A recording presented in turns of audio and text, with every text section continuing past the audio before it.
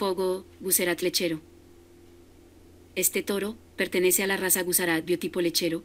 La fecha de nacimiento fue el 9 de febrero del año 2018. Su criador es Simbal Martins de Melo. El padre de este toro es Remanso Tetao, Tao 1835, y la madre es Araucana Taoquina, Tao 3590.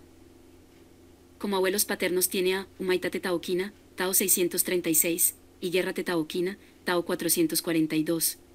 Como abuelos maternos a Trono Tetaoquina, Tao 2510, y Opa Tetaoquina, Tao 1349. Su región de origen es el estado de Bombay, en la India. Al igual que el Agir, proviene de una zona de clima cálido, de suelos secos y pobres. Esta raza corresponde a la cancrey de la India.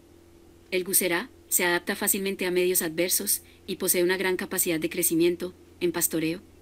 Además de ser un buen productor de carne, por selección ha demostrado ser también una raza productora de leche, por sus grandes cualidades le garantizan un lugar de predominancia en la ganadería tropical. Este toro participa en la prueba de progenie de Embrapa. Los resultados serán divulgados el año 2027. Este toro transmite a su descendencia beta-caseína 2A2.